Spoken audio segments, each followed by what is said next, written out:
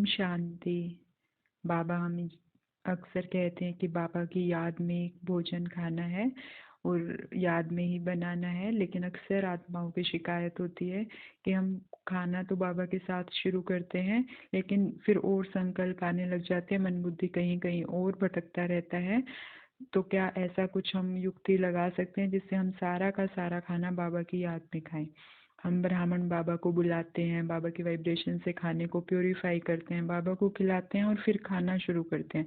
1 bite 2 bite या थोड़ा खाना हम बाबा के साथ खाते हैं और फिर माया के साथ खाने लग जाते हैं। बाबा पहले तो हमें मन को पक्का समझाना है कि बाबा की याद में खाना क्यों है। इसके बहुत सारे फायदे हैं। पहला कि जो लौकिक में भी कहते हैं कि जैसा अन्न वैसा मन, तो हम ब्राह्मणों का जो योग है वो मन बुद्धि का योग है, हमें मन को कंट्रोल करना है। तो अगर हम बाबा की याद में खाते हैं तो उस अन्न को, क्योंकि वो बाबा की याद में खाया तो वो प्योरीफाई हो गया, बाबा की शक्तियों से भरा हुआ है, तो मन भी शक्तिशाली होगा, आत्मा शक्तिशाली हो जाएगी और वो मन को कंट्रोल कर लेगी आराम से। तो अगर हम खाने पे भी पुरुषार्थ कर रहे हैं बाबा की याद में खाने से, तो 50-60% योग हमारा अपने आप लगेगा, हमें मेहनत नहीं करनी पड़ेगी। तो अगर हम चाहते हैं कि हम तीव्र पुरुषार्थी बने, बाबा के लाडले बच्चे बने, तो हमें बाबा की याद में खाना है। दूसरा, जैसा अन्न होता है वैसा मन बनता है और जैसा मन होता है वैसा ही तन भी बनता है। तो अगर हम बाबा की याद में खाएंगे तो धीरे धीरे जो बीमारियां हमें अपने कर्मों के हिसाब से मिली है उनका इफेक्ट कम होने लग जाएगा। वो शरीर में होगी लेकिन हमें खींचेंगी नहीं, तो हमारा तन भी धीरे धीरे क्या है, स्वस्थ होने लग जाएगा। और तीसरा क्या है, नष्टो मोहा बन जाएंगे हम। अगर हम बाबा की याद में खा रहे हैं, हम बाबा के साथ सर्व संबंधों से खा रहे हैं, तो ये लौकिक के संबंध हमें खींचेंगे नहीं। तो जो हमारा अंत का पेपर है कि नष्टो मोहा स्मृति लब्धा, वो पार करने के भी हम नजदीक जाते जाएंगे। तो ये कितना हमें फायदा है। अगर हम कल्प वृक्ष की जड़ों में बैठकर बाबा के साथ खा रहे हैं तो पूरे कल्प वृक्ष को साकाश मिलती है। और आत्माएं जिनका हमारा कहीं ना कहीं अकाउंट जुड़ा रह जाता है वो भी धीरे धीरे क्लियर होता है, अगर हम कल्प वृक्ष की जड़ों में बैठकर बाबा के साथ खाते हैं तो। और जो हमारी संस्कार परिवर्तन की लड़ाई है वो हमारी बहुत आसानी से पार होने लग जाएगी। तो हमें लक्ष्य रखना है कि हमें बाबा की याद में खाना ही खाना है।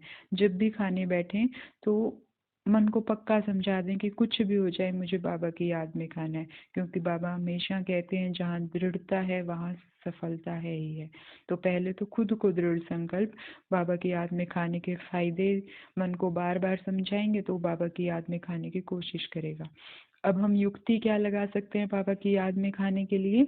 तो इसके लिए हम बाबा से सर्व संबंधों के साथ खाना खा सकते हैं। और इसके लिए हम हर 2 बाइट का यूज़ करेंगे। 1 बाइट में मैं बाबा को उस संबंध से खिला रही हूँ और दूसरी बाइट में बाबा मुझे उस संबंध से खिला रहे हैं।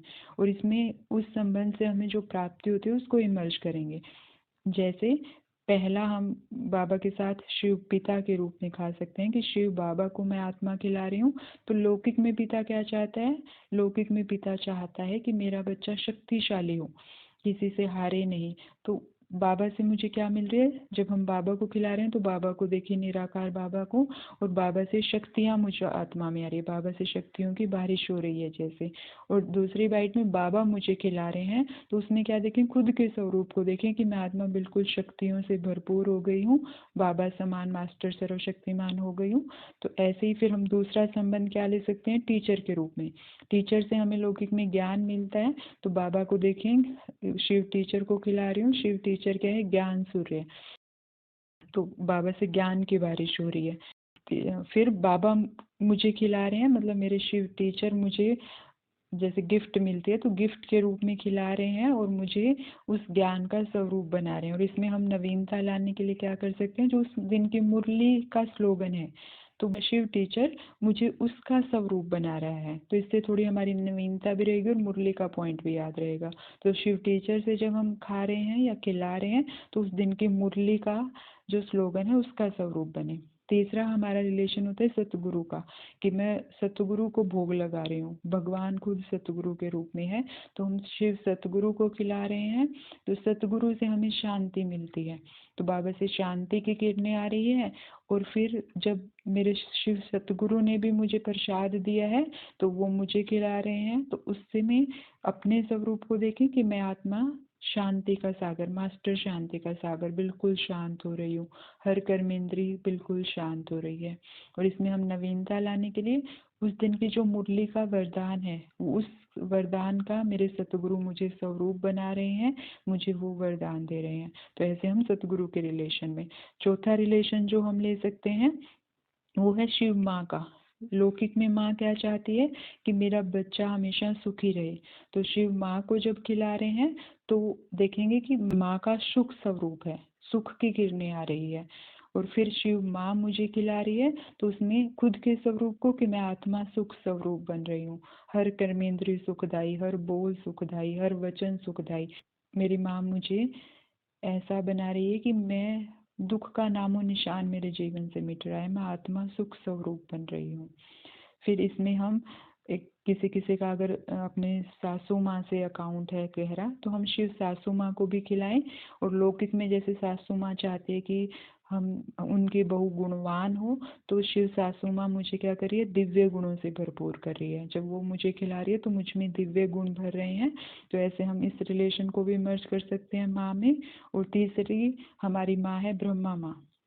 ब्रह्मा माँ को खिला रहे हैं और ब्रह्मा माँ मुझे दृष्टि दे रही हैं। और जब ब्रह्मा माँ मुझे खिला रही हैं तो मैं खुद फरिश्ता बनती जा रही हूँ। ब्रह्मा माँ मुझे आप समान फरिश्ता बना रही है। फिर उसके बाद हम जो पांचवा रिलेशन ले सकते हैं वो ले सकते हैं बेटे का। शिव बेटे को खिला रही हूँ, बड़े प्यार से अपने शिव बेटे को खिलाएं। और बेटे से लौकिक में आनंद की प्राप्ति होती है माता पिता को। तो बेटे से देखें कि आनंद की किरणें आ रही है। या बेटे से आप रू रिहान भी कर सकते हैं, बच्चे खाना कैसा लग रहा है आपको, खाना अच्छा बनाया है कि नहीं बनाया है, ऐसे रू रिहान भी कर सकते हैं। लेकिन क्योंकि हमें सतो प्रधान बनना है तो हम सातों गुणों को हर रिलेशन में कोई ना कोई गुण भरें। तो इसमें हम क्या भर सकते हैं कि बेटे से मुझे क्या आनंद की प्राप्ति हो रही है। तो मेरा छोटा सा बेटा जब मुझे खिला रहा है तो मैं उसके समान बिल्कुल भोली आनंद से भरपूर बन रही हूँ, बिल्कुल उसके जैसी मीठी बन रही हूँ। और इसमें हम आनंद के गुण को इमर्ज कर सकते हैं। फिर उसके बाद शिव साजन, बहुत प्यार से शिव साजन को खिलाएं। और मेरा साजन प्रेम का सागर है तो उससे मुझे प्रेम मिल रहा है, उसको देखें कि उससे प्रेम की बारिश हो रही है। और फिर शिव साजन मुझे जब खिला रहा है तो मैं आत्मा भी प्रेम से भरपूर हो रही हूँ। और इतनी भरपूर हो गई हूँ कि अब लौकिक में मुझे किसी के प्रेम की आवश्यकता नहीं है, बल्कि मैं ही सबको देने वाली हूँ। तो ऐसे हम शिव साजन के साथ रिलेशन कर सकते हैं। उसके बाद खुदा दोस्त, तो शिव दोस्त को जब खिला रहे हैं तो अपने दोस्त को देखें और याद करें कि वो कृष्ण और सुदामा की कहानी मेरी ही है। जब दोस्त अपने दोस्त के लिए सब कुछ कुर्बान कर देता है, मुट्ठी चावल के बदले महल दे देता है, तो वो मेरा खुदा दोस्त ही है। मैं उस दोस्त को खिला रही हूँ और दोस्त मुझे संपन्न और संपूर्ण बना रहा है। तो जब खुदा दोस्त मुझे खिला रहा है तो इमर्ज करें अपने संपन्न और संपूर्ण स्वरूप को। या फिर आनंद की अनुभूति भी दोस्त से कर सकते हैं हम। और हल्कापन भी ले सकते हैं कि मैं आत्मा बिल्कुल हल्की हो रही हूँ, बिल्कुल बेफिक्र बन रही हूँ। फिर जो आठवां हमारा रिलेशन है दादाजी का, क्योंकि बाबा बहुत बार कहते हैं कि दादे से प्रॉपर्टी मिलती है। तो शिव दादाजी को खिलाएं। दादाजी को खिला रहे हैं तो दादे से जितना प्यार लौकिक में भी पोते को मिलता है उतना किसी भी आत्मा को, बेटों को भी नहीं मिलता उसके सगे। तो शिव दादाजी मुझे इतना प्यार कर रहे हैं, इतना प्यार कर रहे हैं कि मुझे अपना सारा प्यार में प्रॉपर्टी ही दे दी। तो जब शिव दादाजी मुझे खिला रहे हैं तो मैं आत्मा हूँ बहू बाप समान सारी प्रॉपर्टी के अधिकारी बन रही हूँ। तो हम ऐसे अलग अलग रिलेशंस में बाबा के साथ खाएं तो कब खाना खत्म हो जाएगा हमें पता ही नहीं लगेगा। तो हम ऐसे करके सारा का सारा खाना बाबा की याद में खा सकते हैं। ओम शांति।